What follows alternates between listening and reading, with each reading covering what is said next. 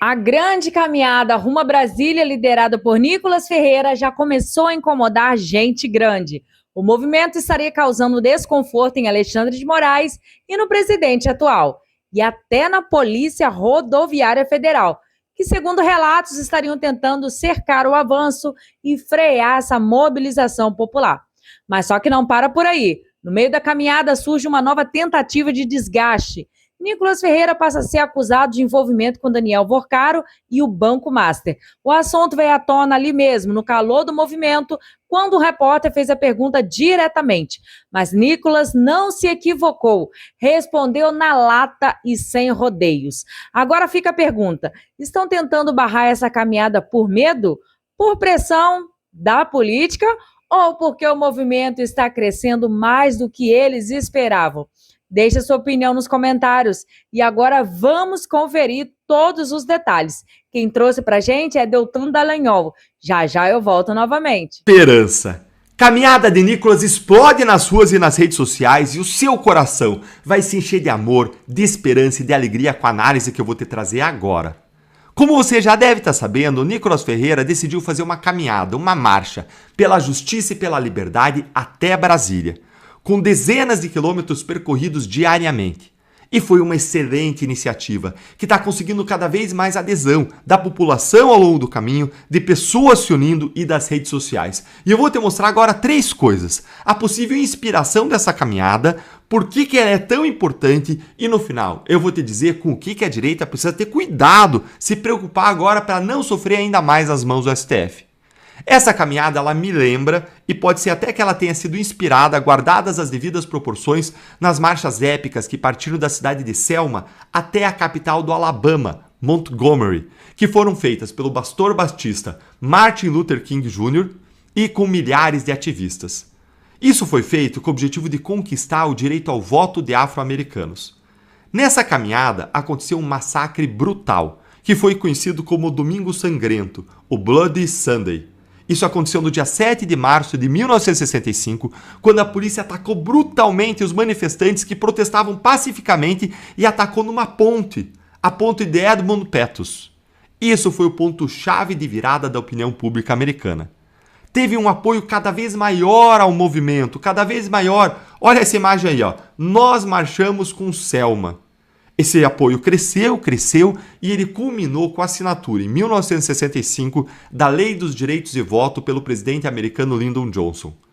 A Marcha de Selma ela é narrada aqui nesse livro, A Autobiografia de Martin Luther King, que, como você vê aqui, ó, pelas minhas anotações, pelas minhas marcações, é um dos meus livros favoritos. E essa marcha ela foi também imortalizada no filme Selma, e que fica aí de dica cultural para você assistir depois.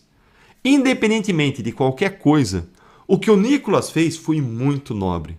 Ele tomou uma decisão pessoal de fazer algo no meio de um cenário de terra arrasada, de devastação total, em que todos nós nos sentimos impotentes, se recusando a desistir, se recusando a deixar para lá, se recusando a se omitir. E o apoio da população que ele vem encontrando é uma prova de como que essa atitude ressoou bem nas pessoas.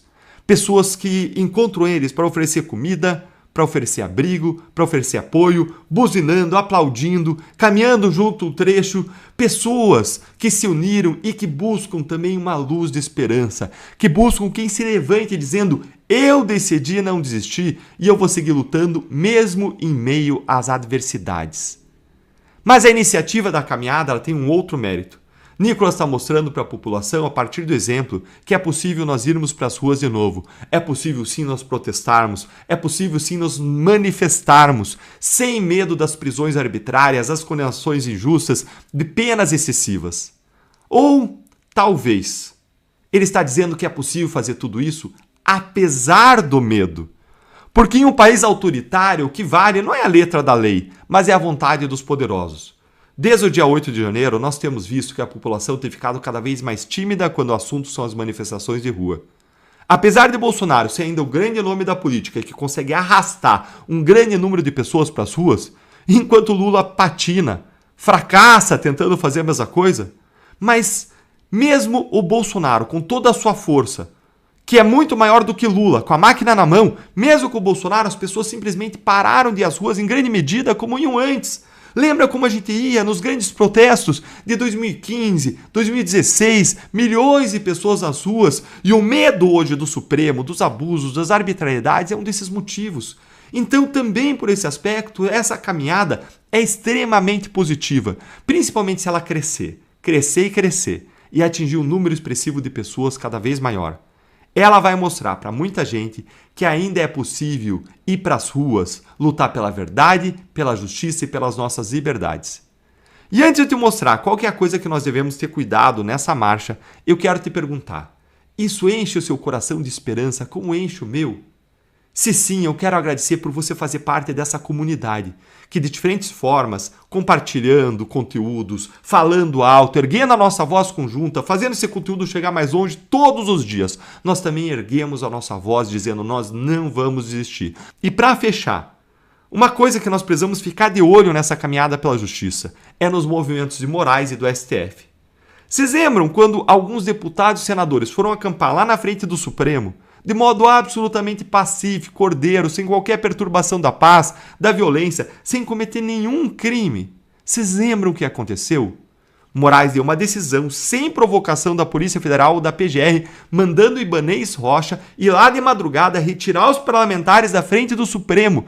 E o governador do Distrito Federal cumpriu, como se ele fosse um mero ajudante de ordens, um oficial de justiça subordinado a Moraes e não um governador.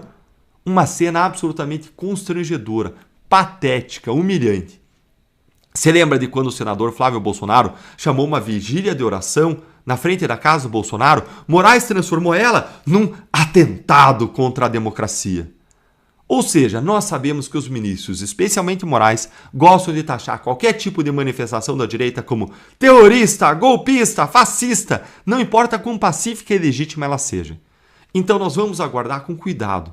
E vamos observar se Moraes vai tomar alguma providência a respeito dessa marcha que se aproxima cada dia mais de Brasília.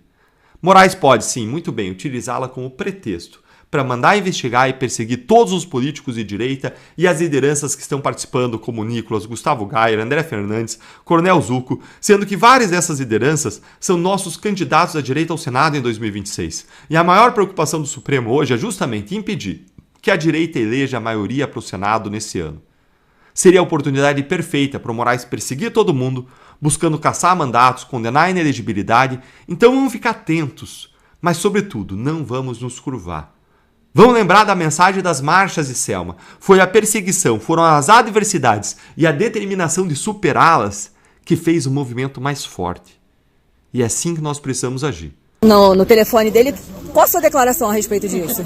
Encontraram meu número nos contatos do Daniel Boccaro. Uau! Agora eu virei um criminoso, né? Se for assim, eu vou adicionar o número do Lula nos meus contatos e quer dizer que também eu tenho que ser preso, já que ele foi condenado em 3 instâncias. E outra, conversar com alguém, né, antes de ter um trânsito julgado, antes da pessoa realmente ter sido condenado como criminosa, isso não me faz criminoso. Como assim? Eu vou ser responsável agora pelo crime de outra pessoa agora. Eu lanço o desafio aí, amigo. Quebra aí sigilo de Daniel Boccaro, de Banco Master. Se achar uma linha de Nicolas Ferreira ali de contrato, de coisas que nós temos juntos, de coisas empresariais. Amigo, aqui ó, pode me prender, me bota na cadeia. Mas pelo amor de Deus, sabe, tentem achar algo mais criativo, entendeu? Já tentaram me prender porque por post, por meme, me tentaram me prender porque eu botei uma peruca. Agora quer me colocar no meio do envolvimento. Cara, quebra o meu sigilo bancário, vocês vão ter dó de mim, entendeu? Então façam isso, fiquem à vontade, tá certo? Vocês podem virar minha vida de cabeça para baixo, vocês vão encontrar absolutamente nada. E digo e repito, se pastor estiver envolvido, provado que é criminoso, cadeia. Se tiver empresário envolvido, criminoso, comprovado, cadeia. Se tiver político envolvido, criminoso, sentenciado, cadeia. Agora, arranje outra coisa pra me botar na cadeia, cara, porque assim só estamos fortalecendo, viu? Então tá bom, um recadinho agora só pra quem tá achando que você tá de caminhonete e não tá andando. Uai, vem caminhar aqui e vê, uai. Vem caminhar, vem. Dia 25 a gente vai chegar lá, nós não chegamos ainda na metade. Foram 107 quilômetros, você tá duvidando? Ainda tem espaço aqui, não tem, galera? Ué! Pode chegar aí. O final vai ser na Praça do Cruzeiro, Nicolas, está confirmado? Está confirmado, Praça do Cruzeiro. A concentração é ao meio-dia. Cuidado aí. Show. Obrigada. A concentração vai ser ao meio-dia na Praça do Cruzeiro. É um local, inclusive, emblemático, que tem ali, né, o símbolo da cruz. E, enfim, tô com uma expectativa de que, não somente de números, mas expectativa de qualidade de pessoas, essa essência que as pessoas estão carregando aqui na caminhada durante esse trajeto, de realmente reavivar o país. Eu quero deixar aqui bem claro, este ato é para lutar por liberdade e justiça.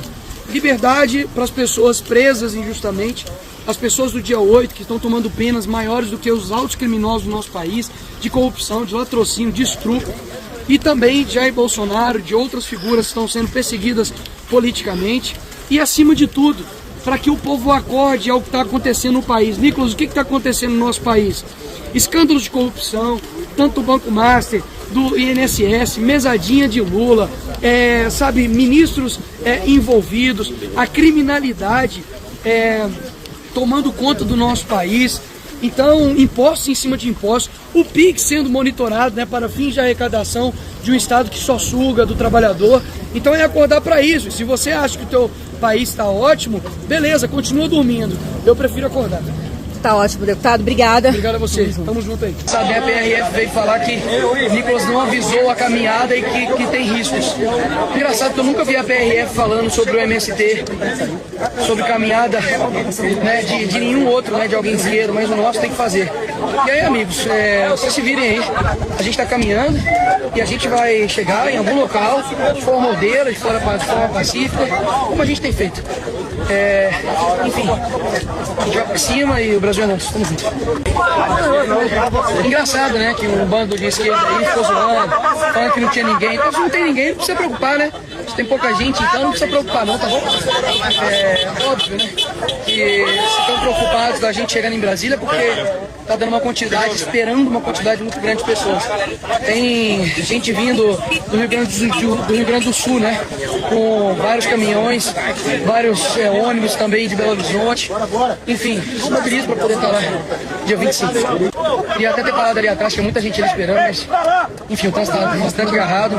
Não ia colocar ninguém em risco, né? Mas enfim, passamos o quilômetro 100. Porque tá doendo pra caramba o joelho, nem se fala. Mas enfim, a gente vai continuar. Em Brasília nós estamos chegando.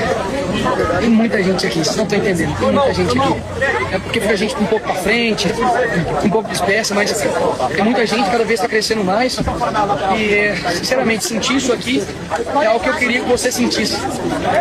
Mas caso você não consiga vir, né, pra caminhada, vai pra Brasília dia 25. Pessoal, primeiro, confesso, eu nunca tinha vindo em Cristalina, mas muito obrigado, vocês são uma cidade incrível.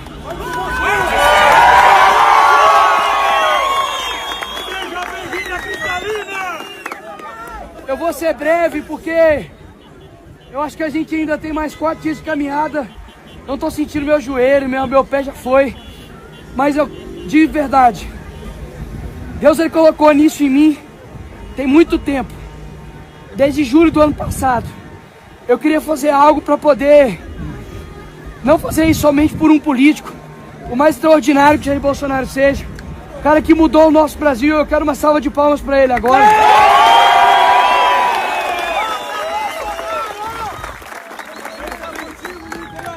Eu queria fazer isso não somente pelos presos do dia 8, que estão presos justamente aqui.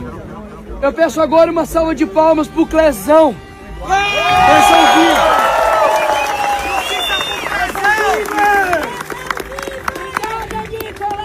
Mas acima de tudo, eu queria fazer isso para poder acordar essa nação.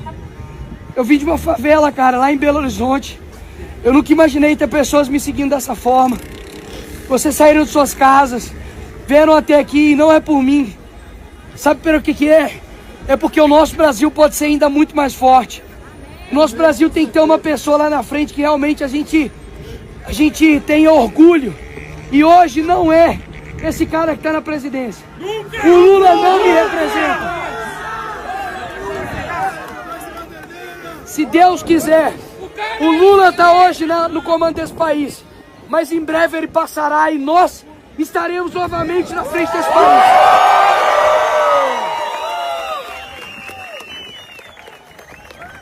Antes de finalizar, eu quero dar 2 recados. Primeiro, eu quero dar um recado aos nossos inimigos. Nós estamos apenas começando.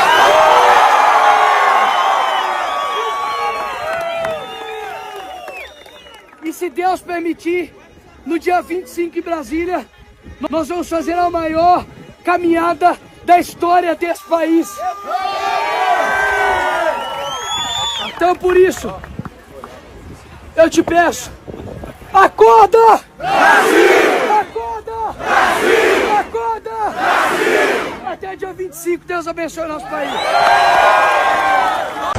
Dia 25, em Brasília, nós estaremos ali na Praça do Cruzeiro, a partir ao meio-dia.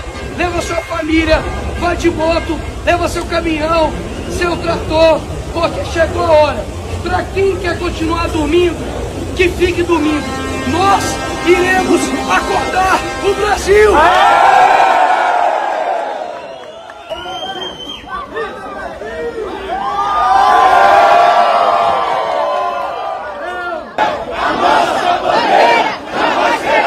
E é isso que estamos acompanhando, um movimento que cresce, incomoda e levanta perguntas que muita gente prefere evitar. Quando o povo começa a se mover, o silêncio vira barulho e o barulho vira reação. Se essa caminhada representa coragem, pressão popular ou medo do sistema, uma coisa é certa, não está passando despercebida. Agora eu quero saber de você, essa tentativa de frear o movimento é coincidência ou estratégia? Você acredita que essa caminhada pode mudar algo no cenário político? Deixe a sua opinião nos comentários, curta o vídeo, compartilhe com quem precisa saber disso. Contra tudo.